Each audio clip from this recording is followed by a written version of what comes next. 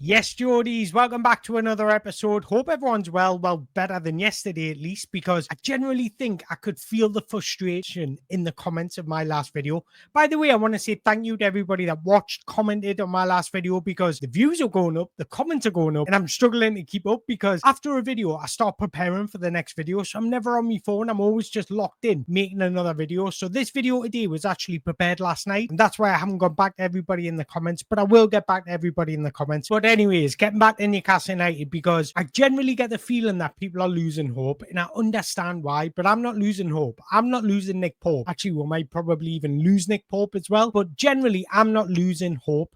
I still think we'll have a good end to this transfer window. And I think the general consensus in the comments were they agree with us. Go back to what we know. Let's find those gems that are going under the radar, but performing quite well in their respected clubs. Bring them to our club, visualize what they can bring and how we can improve on them and develop them as players. It's like this is what I always say. Let's sign the stems, right? A stem of a flower, and let's blossom him into a flower. That's the type of signing I want to see. Imagine another Bruno.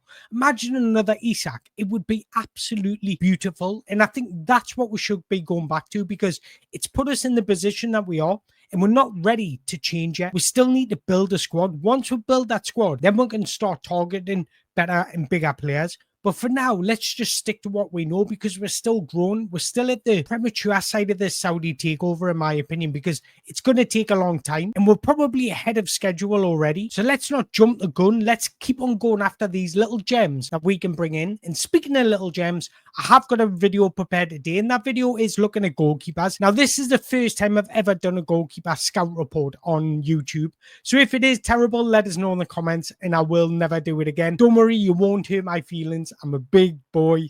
Well, kind of. Well, I try to be a big boy, so I can take a little bit of criticism here and there. So as it looks like James Trafford might be going back to Manchester City, what I do know is they don't want to pay 40 million, so they're trying to negotiate on a price. If they can get a price agreed, he probably will go to Manchester City. I believe 35 million will get him, or even 30 million with 5 million add-ons will get him. Now, Newcastle offered about 26 million, I believe. I could be wrong, but round about that.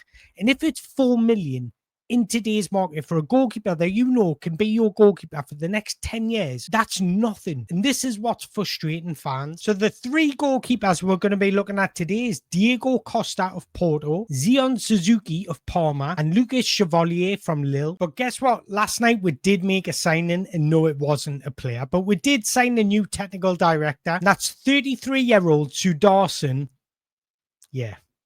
I'm not even going to butcher that last name. That got us thinking, should I carry on doing this goalkeeper video for a day, or should I do a video on Sudarson, what he would bring, what his role entails, and the difference between the technical director and the sporting director? And I thought, instead of me just producing that video, I want to ask you guys, if you want to see that video, let me know in the comments and I will make one. As I always say, this channel is your channel just as much as my channel. So the very first thing I want to do is look at statistics and comparing all four together. So this includes James Trafford, Diogo Costa, Suzuki and Chevalier. Now, if I can just briefly explain this image, because I don't think many people will understand what PSXG means, expected goals, but for goalkeepers. So it stands for post-shot expected goals. So it's pretty much how likely you are to save that opportunity. So I'll give you an example. If their PSXG is minus 2.4, that means they're not saving the shots that they should be saving. If their PSXG is plus 10.8, they're saving the shots that they should be saving. So ideally, you want their PSXG to be in the plus sign and not the minus. But as you can see, when it comes to passes,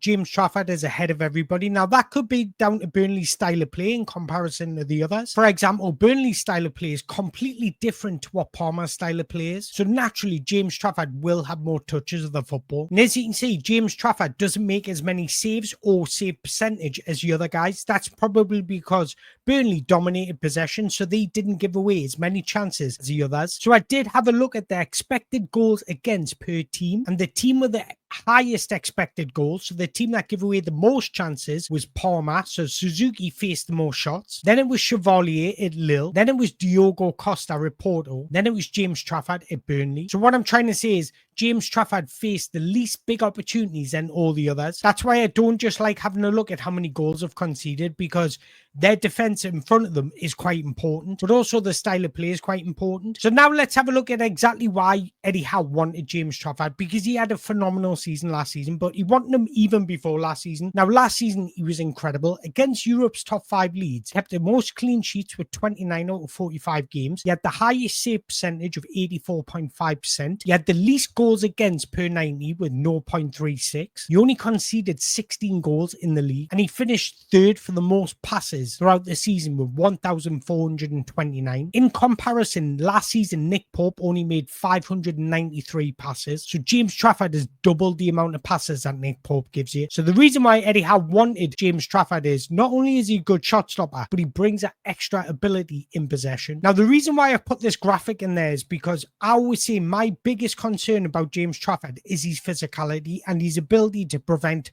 crosses or switches of play, because in my opinion his biggest weakness is coming out and commanding his area. And as you can see, the blue squares are where he's conceded a goal, and a lot of them have come inside the 6-yard box. So the first guy we're going to look at is Diogo Costa. He's 25, stands at 6'1", and he's obviously at Porto. Now he comes with experience because he's played in the Champions League, he's played that European football, and he's played over 100 times for Porto already. So when it comes to shot stopping, he's got a high save percentage at 74.1%. Strong reflexes, consistently ranked amongst the top goalkeepers for post-shot XG. Remember what I was talking about the XG earlier? So he's always in the plus sign, which is a very big positive. So he's at a plus 0.10 per 90. Shows he's saving more than he's expected to save. So anything not in the minuses is very good. Now, one thing he does bring over James Trafford is his penalty presence. So he's commanding of his area, especially from crosses. He's not the tallest. It's all about positioning and good timing that help him command his box. Now, one thing I do like about him, he's very proactive. He doesn't mind coming off his line. He's very quick off his line, and he's confident when he does it, because there's nothing worse than a hesitant goalkeeper. Out of all three, I would say Diogo Costa is more similar to James Trafford in possession. The reason being is because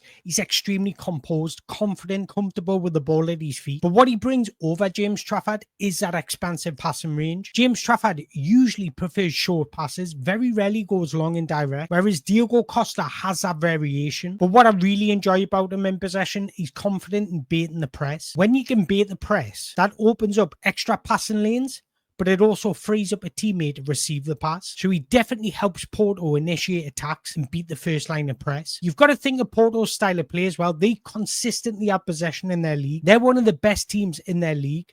So they dominate possession. So Diogo Costa is going to have more possession than what Suzuki will. So he's had more experience and education of playing out from the back. So his areas for improvement, well, he's proactive, which I really like, because I like a proactive goalkeeper. I want somebody that will come out and is confident in sweeping up play. But sometimes he can overcommit when he rushes out. Sometimes he rushes out when he doesn't even need to rush out. Secondly, positioning in zone coverage. He's usually quite strong with his position, but he can be vulnerable to being out of position from close range cutbacks. So he just needs to understand how to close angles better. Once he does that, he'll be in a better position to prevent cutbacks or stop somebody getting a shot off. So how's he compared to James Trafford? And don't worry, we're going to be looking at more statistics right at the end, and even comparing him to Nick Pope. So when it comes to shot stopping, Diogo Costa's more agile, reflex heavy, and confident in one-on-one situations. When it comes to James Trafford, he's more switched on about his positioning and staying calm. When it comes to penalty presence, when I say penalty presence, I mean commanding your areas from crosses or corners, things like that. I would say Diogo Costa is slightly better at preventing crosses, and that's shown in the statistics because he's got a higher cross prevention rate. Again, he might not be the most physical goalkeeper, he might not be the tallest goalkeeper, but he times his actions really well. And for me, this is one of James Trafford's biggest areas for improvement. When it comes to in possession, I mentioned earlier that Diogo Costa is a bit more mixed than what James Trafford is.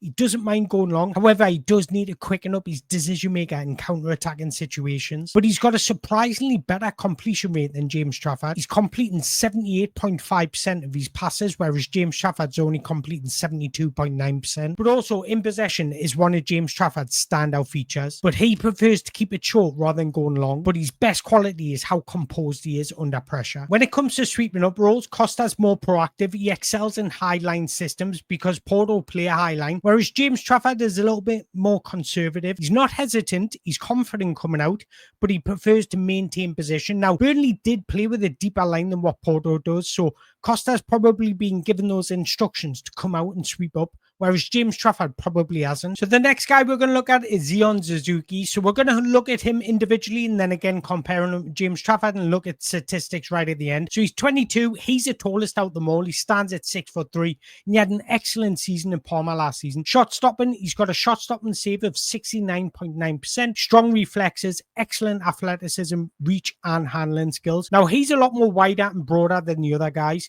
His shot prevention XG plus 2.1 per 90, which is excellent, which again shows that he's saving less than he's expected to save. And that's exactly what you want from your goalkeeper. First and foremost, you want your goalkeeper to be a good shot stopper, because without a good goalkeeper, you win nothing. Now, when it comes to preventing crosses and just having that penalty box presence, he's the best out of them all, in my opinion. His commanding of his area is excellent. He's really decisive when claiming crosses or coming out to punch crosses. He's strong, he's physical, and he's extremely athletic. Now, when it comes to in possession, this one's quite interesting because Parma are not known for their build-up play or their ability to play out from the back. They were a little bit more direct. They went route one the majority of the times, and they didn't see a lot of the ball in their league last season. So when it comes to in possession, these statistics won't look great, but on the eye test, you can see, yeah, he's got something, because he's really composed, comfortable with the ball at his feet, and he's calm under pressure as well. So he's very rarely rushed into making a decision. And last season in Parma, he became known for his distribution. So in my opinion, even though Parma don't play that way, he's ideal for build-up systems. Now, when it comes to areas for improvement, I can't lie, this guy's a little bit more raw than all the others. He's had less experience at the top level.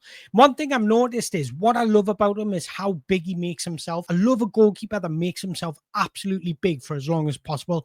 Alisson is one of the best at this. He's got this good attribute about him, but what he just needs a little bit of fine-tuning in is closing angles, just positioning yourself to limit angles for the attacker. So that's one area, if I was Eddie Howe, that I would be looking to improve. And then just in possession, because he doesn't see a lot of the ball to his feet. So just having that understanding of when to go long, when to go short, just making the right decision in possession. So how's he compared to James Trafford? Well, Suzuki is a lot more athletic. He's got excellent agility, reflexes, and he's confident one-on-one situations. James Trafford is confident, very confident guy, especially in one-on-one situations, but he's more positionally placed. He's so good at understanding goalkeeping angles, and that's what makes James Trafford such a good shot stopper. So that's a difference between the two, whereas Suzuki relies on reflexes and agile and athleticism. When it comes to penalty presence, Suzuki is far stronger in claiming crosses and having a more decisive aerial presence. Like I mentioned earlier, James Trafford, this is one of his areas for improvement. Now, Suzuki also has got a nice mixed range of passes. He adapts depending on the opposition's press.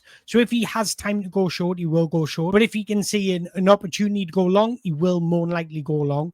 Surprisingly, he's got a better completion rate than James Trafford when it comes to successful passes. But you've got to take into account that James Trafford plays far more passes than what Suzuki does. When it comes to sweeping roles, Suzuki's more proactive. He supports high lines and he's very quick off his line. James Trafford, a little bit more conservative. That doesn't mean he's hesitant or he's not confident. Just means that he prefers to maintain position and close his angles. Then last but certainly not least, Lucas Chevalier. Now, I know there's been a lot of guys mentioning his name as a James Trafford alternative, so I'm sure you'll be interested in this one. And personally, this is just my personal opinion. I think he's the best shot stopper out of all of them. So he's 23, stands at 6'2", and as you know, he plays for Lille. He's got a save percentage of 74.9%, strong reflexes, explosive dives, exceptional close range reactions, and confident in one-on-one situations. Now, he's also in the plus for post-shot expected goals, plus 0.22 per 90. And just like the other guys, that shows he's saving more than he's expected to save. Now, when it comes to in possession, he actually said this quote at the beginning of last season, so I'm just going to read it out here because it perfectly articulates exactly what he likes to do. My role is to provoke the opposition's press, as behind every goalkeeper who breaks position, a space opens up for a teammate and a pass becomes available. That's exactly what I said previously. I find solutions in risky areas. It's as satisfying as it can be nerve-wracking. But each time I have the ball at my feet, I try to make something special happen. That is exactly what you want to hear from your goalkeeper. Now, what I love about Eddie Howe is he gives his team the authority to find solutions, no matter what position, whether that be striker, midfielder, defender, or goalkeeper, gives them the license to find solutions. I think every brilliant manager should do this, because the footballers are the ones on the pitch, so they should have the license and the freedom to tweak tweak and adapt slightly depending on how the game's going. And you only do that by finding solutions. So I absolutely love those words, finding solutions. The best teams find solutions. The only team that hasn't found a solution that's been successful is Manchester City. Even when Pep Guardiola was at Barca found solutions. He gave the freedom to Messi to find solutions. That's a prime example. Now, one thing I will say about this guy is he wasn't really a big ball-playing goalkeeper when he was at youth level. It's just in senior football that he's really took on this role and responsibility. And now he's just very good at it. Funnily enough, his two areas for improvement are in possession. Now, they're not big, but they're just little tweaks that he could make to improve him and elevate his ability in possession. First one is first touch. His first touch isn't bad. That's not what I'm saying. But sometimes a ball gets caught under his foot. If he can just open up the space, open up the angle with his first touch, that'll open up bigger and better passing lanes for him, but it will also allow him to play off his second touch. Sometimes he takes one touch, two touch, three touch, just to open up a passing lane. It should only be one touch and then you play. The next one is decision making, and his decision making isn't bad, but sometimes he misses windows of opportunity. Sometimes somebody's making a run in open space, but he fails to see it or make that decision very quickly. So just trusting his instincts a little bit more will just elevate him in possession. So how's he compared to James Trafford? Well, again, his shot stopping's a little bit different. James Trafford's all about closing angles, being in the right position, whereas Lucas is all about agility, strong reflexes, and athleticism. When it comes to penalty presence, Lucas is physically stronger and got better timing. And again, this is James Trafford's one area for improvement. When it comes to in possession, Chevalier is not bad. He's very good in possession, but he just needs to improve his decision making. And we all know this is one of James Trafford's standout features. When it comes to sweeping roles, this is where Chevalier excels. He's got a 100% rate for actions outside the penalty area. That just tells you that his reading of the game is excellent. He's got good anticipation, and the timing of coming out off his line is very, very impressive. And like I mentioned earlier, James Trafford in this situation is a little bit more conservative. So the next thing we're going to look at is every single shot they faced last season in their league. Now, unfortunately, we can't add Costa in here because the statistics don't go as far as the Portuguese league. So we've only got Chevalier, James Trafford, and Suzuki. As you can see, Suzuki's faced more shots and James Trafford faced the least. So let's start with Chevalier.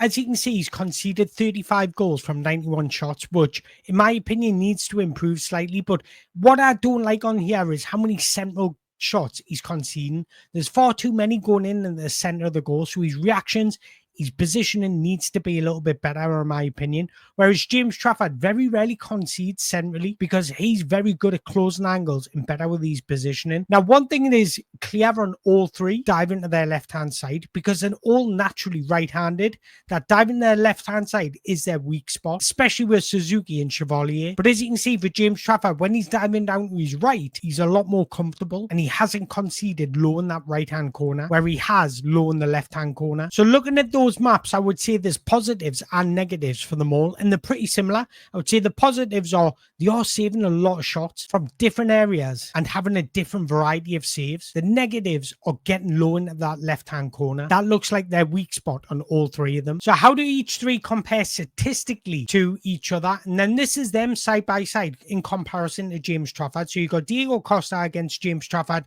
Chevalier against James Trafford, and Suzuki against James Trafford. So let's start with Diogo Costa against James Trafford. As you can see, in terms of pass length, they're very, very similar because Porto and Burnley majority of times keep things short and simple and play out from the back. Whereas if you look at somebody like Suzuki, Parma are a lot more direct than what Porto and Burnley are. So his average pass length is a lot higher than any other. But one statistic that's very pleasing in all of them is they're all overperforming their post-shot expected goals. But as you can see, James Trafford's had the highest save percentage, but he's faced the less shots. So more than likely will have the higher save percentage. But pound for pound in terms of shots against and shot percentage saved, Lucas Chevalier is pound for pound the best out of all four. So how do they compare to Nick Pope? And I've also done the same in comparison to Nick Pope. And as you can see, Nick Pope makes less passes than all of them, but he's very similar in terms of Lucas Chevalier in terms of the average pass length. And I mentioned about claiming crosses. Nick Pope is excellent at coming out and claiming crosses, and that's the same as Suzuki. They both rank very highly for claiming crosses. And I mentioned that Chevalier is shot stopper out of all of them, and that's shown in the statistics. He's averaging a higher shot percentage, higher post-shot XG on target, but also post-shot XG goals against. So it is quite interesting breaking down the different contrasts in goalkeeper and what goalkeepers would bring different things, because they all excel in different things. So it's exactly what our manager is looking for. Do want somebody that is good in possession like a James Trafford? Do want somebody that is a better shot stopper like Lucas Chevalier? Or do want somebody that's better at coming out and claiming crosses and has got a better commanding of his penalty area like Zion Suzuki? So it's very interesting to see that there is different types of profiles of goalkeepers. But I want to hear from you guys. Out of any of those three, would you welcome any of those three above James Trafford? And like I mentioned at the start of the video, this is my first video on a goalkeeper video. So if it was terrible, let me know in the comments. But if you enjoyed it, please let me also know in the comments. But I also want to know what you want me to do next. Do you want me to look at technical directors, sporting directors, looking at the differences and looking at exactly what seduction would bring to Newcastle United? Let me know in the comments below. But as always, if you've enjoyed this video, make sure you hit that like button, hit that subscribe button. And until next time, away the lads.